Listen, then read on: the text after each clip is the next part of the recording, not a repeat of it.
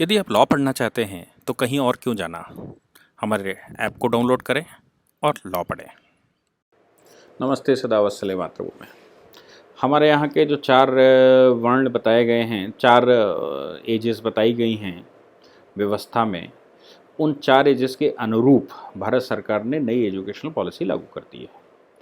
चार एजेस में क्या कहते हैं? पहले ब्रह्मचर्य ये स्टूडेंट लाइफ होती है जिस समय हमें एजुकेशन लेनी होती है, वो 25 वर्ष की आयु तक हम मानते आए हैं।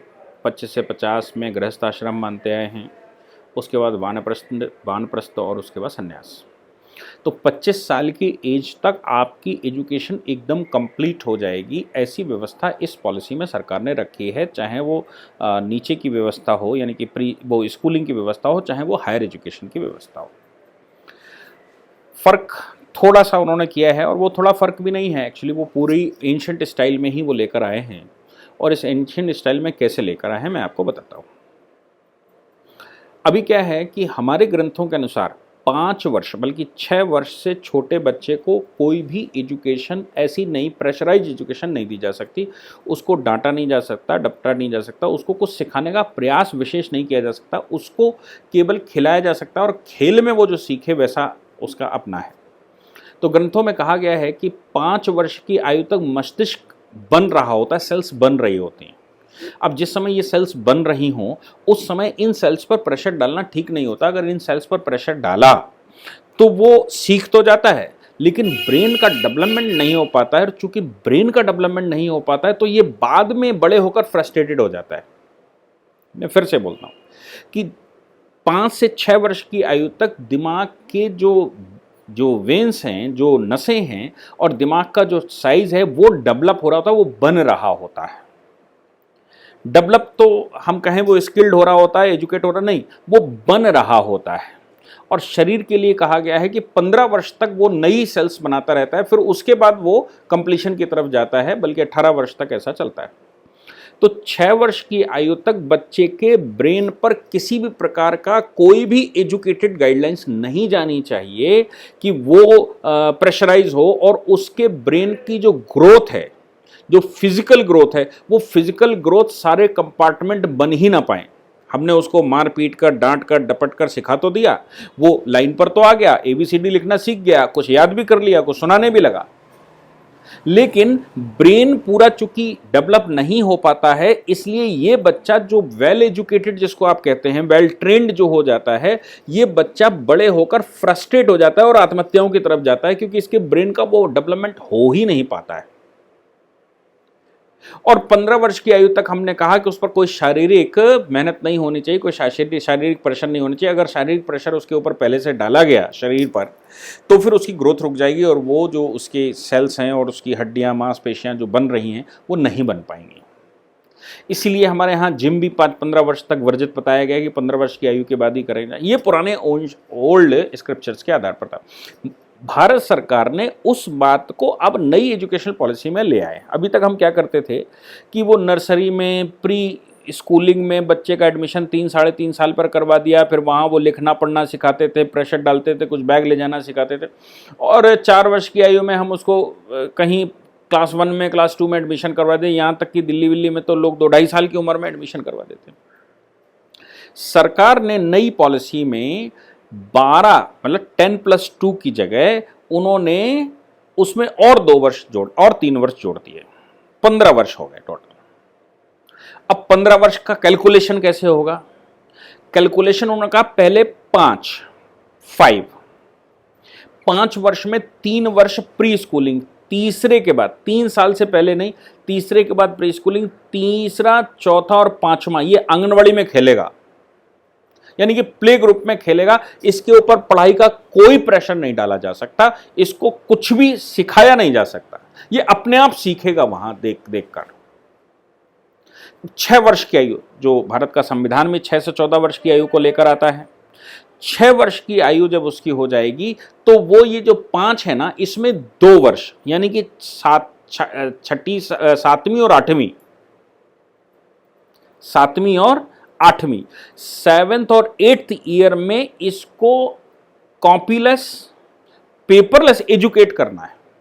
यानी कि जो हम प्री स्कूल में तीसरे में पढ़ाना शुरू कर देते हैं उसको 6 साल के बाद शुरू करना है। आप 3 साल उसको खिलाइए, चौथी साल, 5वीं साल और 6ठी साल उसको केवल प्ले ग्रुप में रहने दीजिए। वो केवल खेलेगा, कुछ नहीं करेगा। उसके ब्रेन का डेवलपमेंट होने दीजिए, उसको चीजों को अपने आप सीखने दीजिए। और उसके बाद 2 वर्ष उसको जो आप सिखाना चाहते हैं, पहले तो वो देख देख कर सीख रहा है, जो आप सिखाना चाहते हैं वो आप 7वीं और 8वीं वर्ष में सिखाइए। ऐसे क्लास 2 तक हो जाएगा। तो पहला स्टेप है 5 का मतलब है 8 वर्ष की एज तक उसके ऊपर किसी प्रकार का कोई प्रेशराइज एजुकेशन नहीं देनी है। फिर 3 यानी कि तीसरी, चौथी और 5वीं, 3rd क्लास, 4th क्लास और 5th क्लास, ऐसे 3 क्लास का एक बंच है। उसमें मिनिमम बुक्स और मिनिमम उसको वो देना है। 11 वर्ष की आयु इसमें हो जाएगी। और इन 11 वर्ष की आयु तक उसको मदर टोंग में पढ़ाना है, उसकी मातृभाषा में पढ़ाना है। उसके 2-3 लाभ ये होने वाले हैं कि मातृभाषा में पढ़ाकर पहले तो वो अपनी मातृभाषा भूलने वाला नहीं, बचपन में जो भाषा सीख गया वो दिमाग में बैठ जाती है। दूसरी बात यह है कि जब आप उसको नई लैंग्वेज सिखाते हैं तो उसके माइंड पर प्रेशर पड़ता है। आप उसको सिखाते हैं, ये बोलो, ऐसे बोलो, वैसे बोलो, इसके दिमाग पर प्रेशर पड़ता है जो उसकी मदर टोंग नहीं है। तो माइंड का प्रेशर भी रिमूव हो जाएगा और दूसरा मदर टोंग उसके दिमाग में बैठ चुकी होगी। जो ताउम्र अगर विदेशों में भी काम करने जाएगा तो एटलीस्ट भारत की भाषा उसके दिमाग में रहेगी, जिसके आधार पर वो भारतीय बना रहेगा। ये 11 साल की एज तक उसको ऐसे करके रखना। फिर +3, और ये +3 क्या है? 6ठी, 7वीं और 8वीं, 6th, 7th और 8th क्लास, इनमें भी मिनिमम उसका ये जनरल एजुकेशन उसकी होने वाली है। और इस जनरल एजुकेशन में भी उसको जनरल चीजें बताइए, केवल उसके मस्तिष्क को बताइए। इतने में उसकी एज कितनी हो चुकी है? 14 वर्ष। अब 14 वर्ष में भारतीय ग्रंथों के अनुसार 14 वर्ष की आयु में उसकी फिजिकली भी वो तैयार हो चुका होता है, यानी कि अब उस पर लोड थोड़ा बहुत डाला जा सकता है। तो 14 वर्ष की आयु जब हो जाए, 15वीं वर्ष से फिर 4 साल का करिकुलम है, 10+2 नहीं है, वो 4 साल का इकट्ठा हो गया। ये जो 10वीं की मिलती थी, 12वीं की मिलती थी, वो सब खत्म करके सीधा 4 साल का 8th के बाद नया बोर्ड होगा और नए बोर्ड में 9th, 10th, 11th, 12 होगा, 4 साल का होगा। इसमें वो स्पेसिफिक एजुकेशन, अपनी मर्जी से एजुकेशन, किसी पार्टिकुलर स्ट्रीम, किसी पार्टिकुलर स्पेशलाइजेशन के बारे में 4 साल सीखेगा। अभी क्या होता था कि 10वीं तक हमने जो पढ़ा, फिर 12वीं में हमको फिर से नया चूज करना होता था। अभी हम जो भी चूज करेंगे वो 8वीं के बाद हम उसको चूज कर लेंगे, फिर 4 साल तक उसको उसमें डेवलप करेंगे, उसको पार्टिकुलर स्ट्रीम में ले जाने की कोशिश करेंगे, उसको प्रैक्टिकल एक्सपीरियंस देंगे, उसको अप्रेंटिसशिप करने का अधिकार होगा, वो दूसरी जहां जहां पर वर्क होता है उन जगहों पर जाने का अधिकार रखेगा और वहां से वो कुछ चीजें सीखेगा जिससे कि वो अपने ग्रेजुएशन वो कैसे करे, किससे करे, उसको चूज करने के लिए रास्ता उसका खुला हो। और वोकेशनल ट्रेनिंग भी साथ में ले लेगा। स्किल डेवलपमेंट भी उसका इस 9वीं से लेकर 12वीं तक हो सकता है।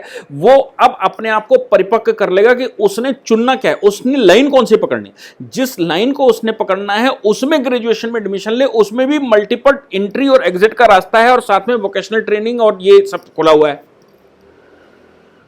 जब ये व्यक्ति 18 वर्ष का होगा तो 18 वर्ष की आयु में ये 12वीं पूरी कर चुका होगा। 19 वर्ष की आयु में ग्रेजुएशन में घुसेगा। ग्रेजुएशन 2 स्टेप की है, 3 साल या 4 साल की। तो 18 + 4 22 हो गया।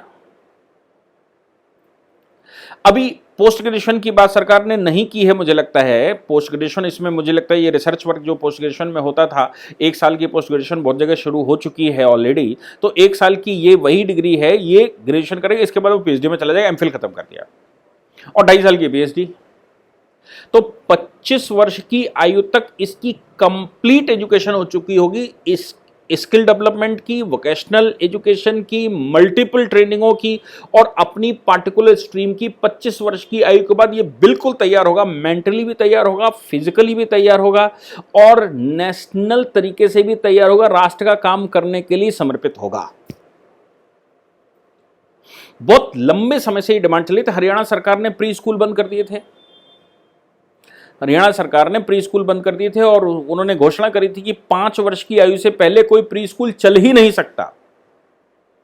उसका मेन कारण यही है कि प्री स्कूल्स में जो प्रेशर डालते हैं बच्चों को सिखाने का, ए लिखो, बी लिखो, ये करो, वो करो, ये प्रेशर बच्चों के माइंड को संकुचित कर देता है और ये भविष्य में केवल रट्टूफिकेशन रह जाता है, ना कि ये बहुत काम करने वाला हो। तो अभी रट्टाफिकेशन की जो डिग्रियां लोग लिए घूमते हैं, या जो उत्तर प्रदेश, बिहार जैसे स्टेट्स में डिग्रियां बांटी जाती थी और बेची जाती थी और कहीं भी एग्जाम करवा दिए जाते थे, वो सब कुछ समाप्त हो गया। एक ही चाल में सरकार ने जितने प्रकार के प्रश्न 70 साल में हुए, उन सभी प्रश्नों के जवाब उसने एक साथ दे दिए। अब बात यह आती है कि इसके इंप्लीमेंटेशन की पॉलिसी क्या होगी और कैसे इंप्लीमेंट होगा, सिलेबस कैसे तय होंगे, कौन तय करेगा, क्या करेगा। हालांकि सरकार ने इसमें एक अलग से बोर्ड बनाया है और वो प्रोग्राम अगर इंप्लीमेंट हो जाता है, मुझे लगता है तो हमारे देश के लिए बड़ा अच्छा होगा। इस प्रोग्राम को हमने कहा है national educational technology forum, NETF, national education technology forum. इसका क्रिएशन किया है। ये ई कोर्सेज बनाएगा और 8 भारत की बड़ी भाषाओं में ई कोर्स बनाएगा। इनकी वर्चुअल लैब्स बनाई जाएंगी। इन वर्चुअल लैब्स में ट्रेनिंग की व्यवस्था होगी। तो जो अपने कॉलेज स्कूल में नहीं पढ़ पा रहा है, अगर उसको लगता है कि उसको और कुछ अच्छा करना है, तो वो फिर इन इस ट्रेनिंग स्टेशनों पर जा सकता है और इन प्लेटफॉर्म्स पर जा सकता है, जहां से वो एक्स्ट्रा पढ़ सकता है। अपने जो उसको सेकंड ओपिनियन चाहिए होती थी बार बार, और सेकंड ओपिनियन के चक्कर में वो रेफरेंस बुकें लेता था और रेफरेंस बुकें कम्युनिस्टों ने लिखी होती थी, तो वो भटक जाता था। वो भटकाव मुझे लगता है कि दूर हो जाएगा। सरकार की एक सरकारी एजुकेशन पॉलिसी होगी। अगर आपको कॉलेज से कुछ और असिस्टेंस लेनी, तो ये ट्यूशन का खर्चा, कोचिंग का खर्चा, ये सब खत्म होने वाला है। सरकार अपने में आपको वो प्रोवाइड करने वाली है। अगर सरकार की एजुकेशन जो वो रिकॉर्डिंग करने वाली है वो बहुत अट्रैक्टिव नहीं होगी या बहुत लोगों को भाएगी नहीं, तो फिर प्राइवेट इंस्टीट्यूशन ऑनलाइन डेवलप हो जाएंगे। इनको आप रोक नहीं पाएंगे। धन्यवाद। इस पूरी ऑर्गेनाइजेशन को चलाने के लिए आप नीचे डिस्क्रिप्शन से हमारे ऐप को डाउनलोड कर सकते हैं, जिससे कि लॉ स्टूडेंट्स को, लॉयर्स को और आम आदमी जो लॉ जानना चाहता है वो पेड क्लासेस का लाभ ले सकता है।